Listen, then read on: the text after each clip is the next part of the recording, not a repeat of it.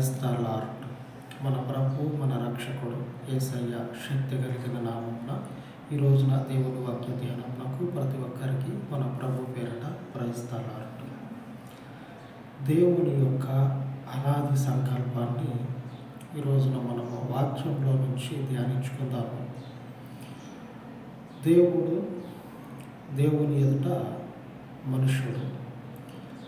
ఈ మనుషుడు దేవుని సృష్టి అయి ఉండి దేవుని యొక్క పరిపాలనలో దేవుని యొక్క శక్తిని చూస్తూ ఆయనను మహిమపరుస్తూ మనుషుడు దేవుని యొక్క పరిపాలనలోనే ఉండాలని దేవుడు సంకల్పించి ఆ రీతిగా ఆయన మనుషుల్ని సృష్టిస్తే ఇక మనిషి ఉన్నప్పుడు చెడు కూడా ఉంటుంది కదా.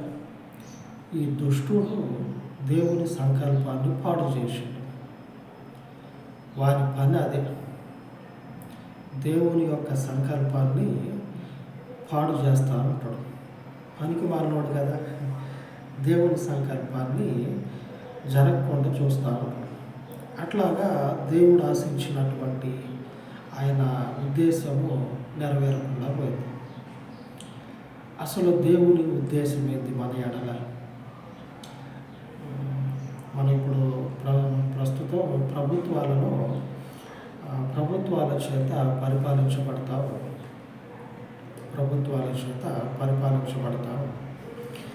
ప్రభుత్వాలు వస్తున్నాయి, పోతున్నాయి, మారుతూ ఉన్నాయి, చట్టాలు కొత్తవి వస్తూ ఉన్నాయి, మనుషులు పుడతా ఉన్నారు, చనిపోతూ ఉన్నారు, తిరిగి మరలా మనుషులు పుడతా ఉన్నారు, చనిపోతూ ఉన్నారు. ఇదే రొటీన్. ఇక మనుషుని జీవితం రొటీన్ అయిపోయింది, పుట్టడం చనిపోవడం.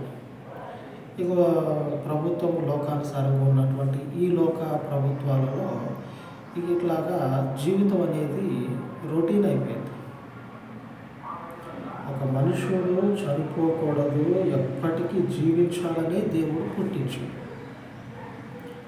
ఆ మనుషుని యొక్క జీవితము తల్లకిందులైపోయి ఈ లోకపు ప్రభుత్వాలలో ఈ లోకంలో ఉన్నటువంటి ఈ భౌతికమైనటువంటి జీవితం అనేది ఈ భౌతికపరమైనటువంటి ప్రభుత్వానికి లోనైపోయి ఇక ఏమవుతా ఉన్నదంటే ఇక ఇదే పరిపాలన.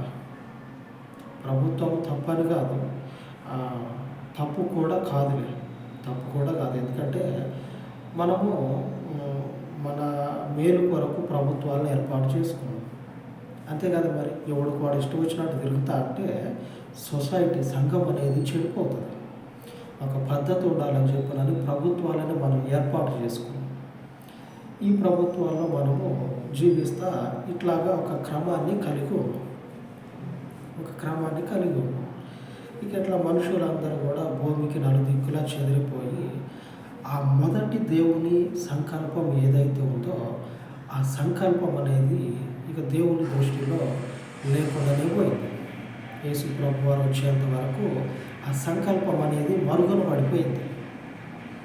ఏదో మనకి ఊర్లలో ఉంటుంది కదా, అంటే కట్టగట్టి పైన మొచ్చు మీద ఏంటి అని చెప్పినాను, పైన సజ్జానే ఉంటుంది కదా, బలాల మీద ఏంటి అని చెప్పినాను. అట్లాగా దేవుని సంకల్పము మూట కట్టేసి ఒక పక్క పడిపోయింది. యేసు ప్రభు వారు వచ్చినప్పటి నుంచి ఆ సంకల్పం అనేది నూతనపరచబడతా ఇప్పుడున్నటువంటి ఈ రాజ్యాలు అనేవి మారుతా వస్తూ ఉంటాయి. మనుషుని జీవితం కూడా నశించిపోతూ ఉంటుంది. ఇట్లా కాదు, ఇది రొటీన్ అవుతూ ఉన్నది. మనుషుడు చనిపోవద్దు, ఎప్పటికీ దేవుని ముందు ఆయనను చూస్తూ ఆయనను మహిమపరుస్తూ ఆయన పరిశుద్ధతని తను కూడా కలిగి ఉండి ఆయనను వెంబడించాలని దేవుడు కోరుకొని క్రీస్తుని మన మధ్యలో దేవుడు ఏర్పాటు చేసి పెట్టాడు. ఈ క్రీస్తుని ఏర్పాటు చేసినటువంటి క్రమంలో ఈ లోకంలో ఉన్నటువంటి అధికారులు చేసి ప్రభుని అడుగుతారు, నువ్వు చెప్పేదేంది, నువ్వు చేసేదేంది, అసలు నీ కథ ఏంది, నీ వ్యవహారం ఏందో ఒకసారి చెప్పానంటే నేను తప్పేం చెప్పట్లే, మీరు చెప్పేటువంటి దాన్ని నేను చెప్తా ఉన్నా. మీరు ఏది చెప్తా ఉన్నారో నేను అదే చెప్తాను, కొత్తగా ఏం చెప్పట్లే. మీరు చెప్పేదాన్ని నేను ఒక అడుగు ముందుకేసి దాని అర్థాన్ని మీకు కూడా చెప్తా ఉన్నా అని దేవుడు వారికి సెలవిస్తాడు. ఏమని చెప్తాడో చూద్దాం. లూకాసు వార్త 20:37 పొదను గురించిన భాగంలో ప్రభు అబ్రహాము దేవుడనియు ఇస్సాకు దేవుడనియు యాకోబు దేవుడనియు చెప్పుచు మృతులు లేతురని మోషే సూచించెను. ఆయన సజీవులకే దేవుడు కానీ మృతులకు దేవుడు కాడు. ఆయన దృష్టికి అందరూ జీవించుచున్నారని వారికి ఉత్తరం ఇచ్చారు. వారు ఉదయం లేచిన దగ్గర నుంచి సాయంత్రం వరకు లేఖనాలని పరిశీలన చేస్తూ పరిశోధిస్తూ ఈ లేఖనంలో ఇంకా ఏమన్నా దాగి ఉన్నదా, దేవుని అర్థము, దేవుని ఉద్దేశం ఏమన్నా తెలియనటువంటి మర్మమైనది ఏమన్నా ఉన్నదా అని చెప్పినని వాళ్ళు పరిశోధన చేస్తూ ఉన్నటువంటి లేఖనాల్లో వాళ్ళు గ్రహించినటువంటి ఒక గొప్ప విషయాన్ని ప్రభు బయటపెడతా ఉన్నాడు. ఏమిటంటే పొదను గురించినటువంటి భాగంలో అనగా తండ్రి దేవుడు మోషేని దర్శించినప్పుడు మంట మండుతూ ఉంటుంది, కానీ ఆ పొద అనేది కాలిపోదు. ఒక పొదలో నుంచి అగ్ని అనేది మండుతూ ఉంటుంది. మరి మంట మండినప్పుడు ఆ గొట్ట అనేది కాలిపోవాలి కదా, కాలిపోవట్లే. ఈ చిత్రవేంద్ర అని చెప్పినని మోషే దగ్గరికి పోయి చూస్తే అది దేవుని శక్తి అని గ్రహిస్తాడు. అప్పుడు దేవుడు ఏమని మాట్లాడతాడంటే, నేను అబ్రహాము దేవుడిని, ఇస్సాకు దేవుడిని, యాకోబు దేవుడిని ఇట్లాగా ఈ రీతిగా తనను పరిచయం చేసుకుంటా ఉంటాడు. ఈ చిత్రవేంద్ర అని చెప్పిన దగ్గరికి పోతే అప్పటి వరకు దేవునికి సరి అయినటువంటి ఒక గుర్తు అనేది లేదు. యేసుప్రభు అంటే మనకు తెలిసిపోతుంది తండ్రి దేవుని రక్షణ అని, మన మధ్యలో ఆయన నీతిమంతుడు, దేవుని యొక్క రక్షణ అని. మరి మోషేని దర్శించినటువంటి కాలంలో వారికి దేవుడు అని ఒక అర్థం అనేది, ఒక గుర్తు అనేది లేకుండా పోయింది. ఒకటే గుర్తు ఏంటి? అబ్రహాము దేవుడు. కనుక దేవుడు ఏం చేస్తా ఉన్నాడంటే, నేను అబ్రహాము దేవుడిని అని పరిచయం చేసుకుంటాడు.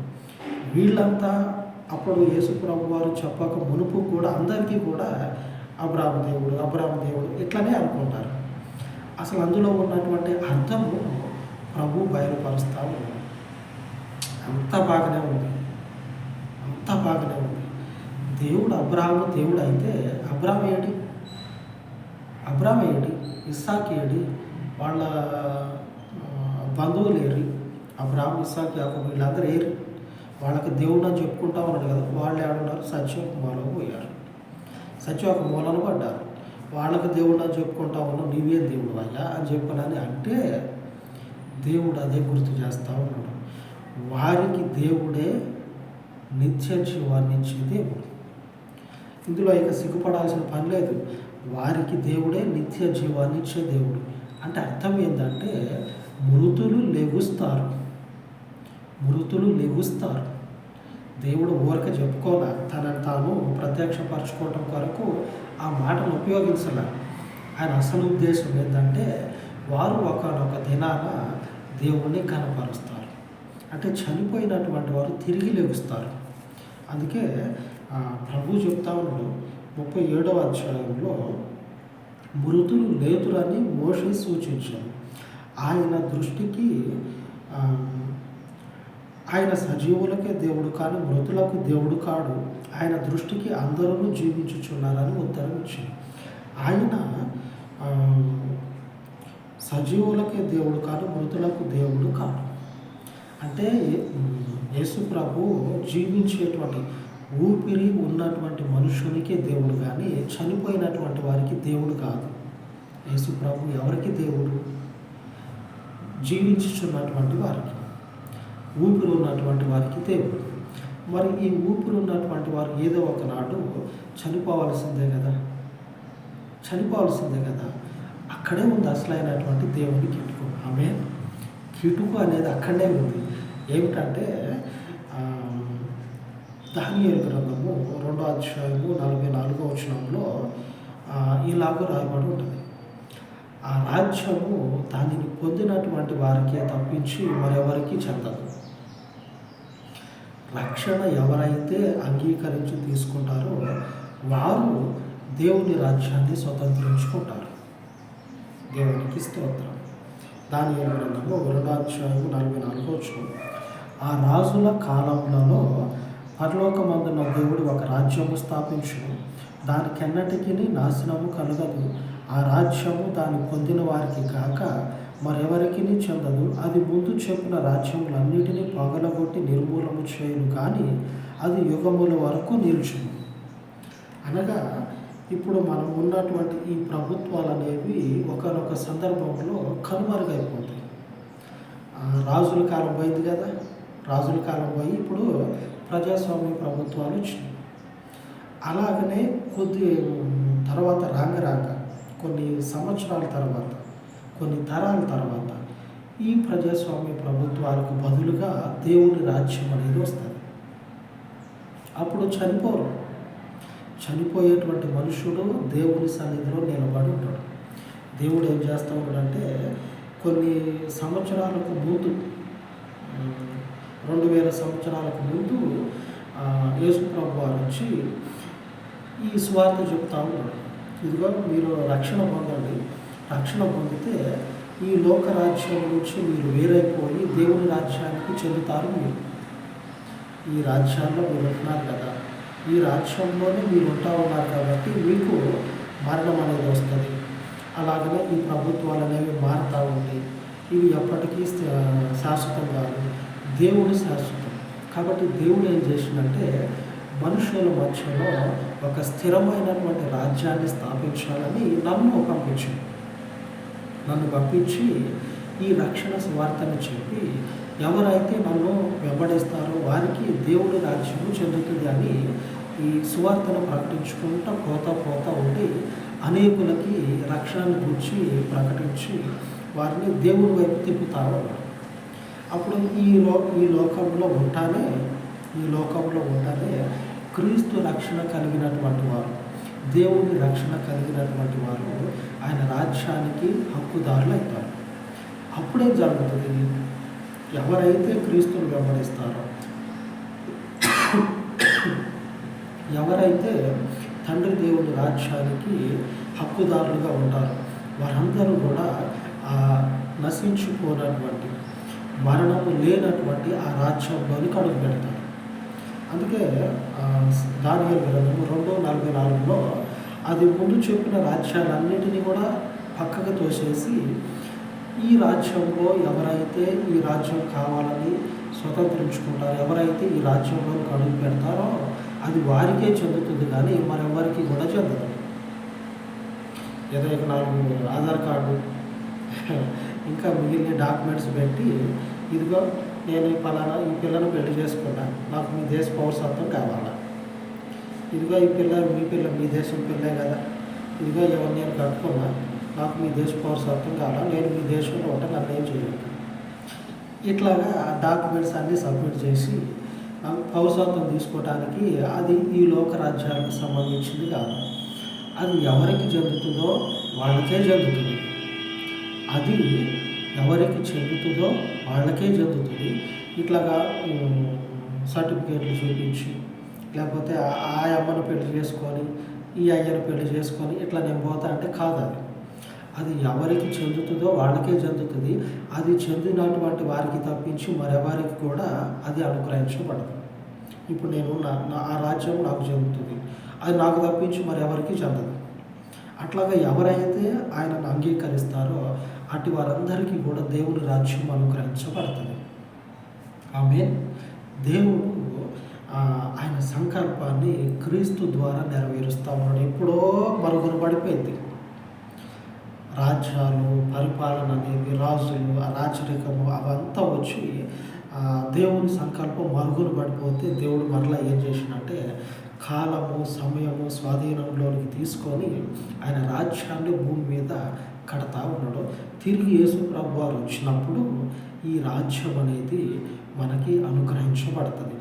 ఈ రాజ్యంలో ఉన్నటువంటి వారికి మరణం అనేది లేదు. అప్పుడు దేవుని యొక్క అనాది సంకల్పం ఉన్నది చూడండి. ఆ చనిపోయిన అబ్రహాం ఉన్నాడు చూడండి, ఆయన దేవుని రాజ్యంలో ఉంటాడు. ఆయనతో పాటు మనం కూడా ఉంటాం. ఈ రోజున దేవుని యొక్క వాగ్దానము సెలవిస్తూ ఉంది. ఈరోజు దేవుని యొక్క వాక్య ధ్యానము 145వ కీర్తన 13వ వచనం. నీ రాజ్యము శాశ్వత రాజ్యము, నీ రాజ్య పరిపాలన తరతరములు నిలుచును.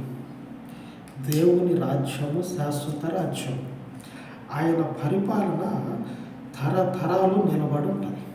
ఆమేన్. ఎందుకు తరతరాలు నిలబడి ఉంటుంది? అక్కడ మరణం అనేది లేదు.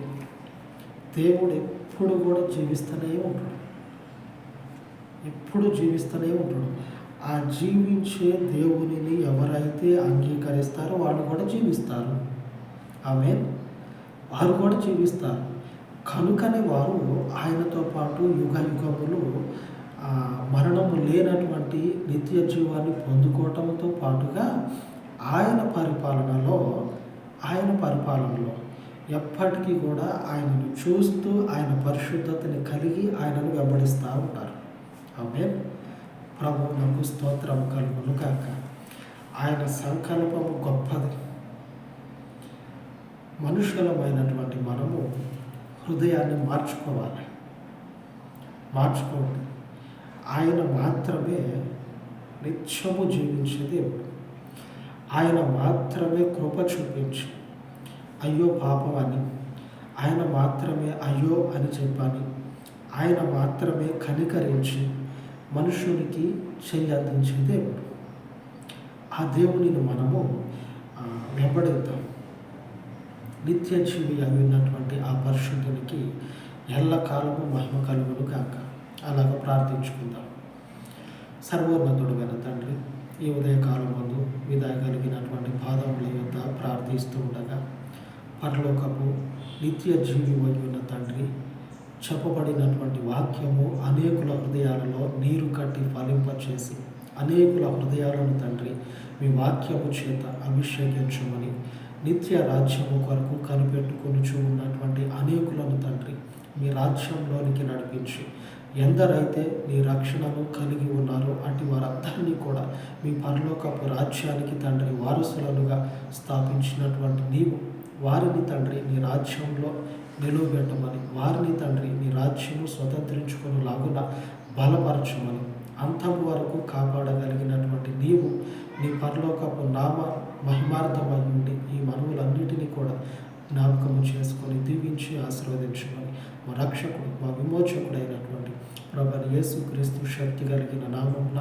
ప్రార్థించి వేడుకొనుచున్నాను తండ్రి. ఆమేన్. ఆమేన్. మన పరిశుద్ధుడై ఉన్న దేవుని కృప నిత్యము మనకు తోడై ఉండి మనలను నడిపించును గాక. ఆమేన్. ఆమేన్.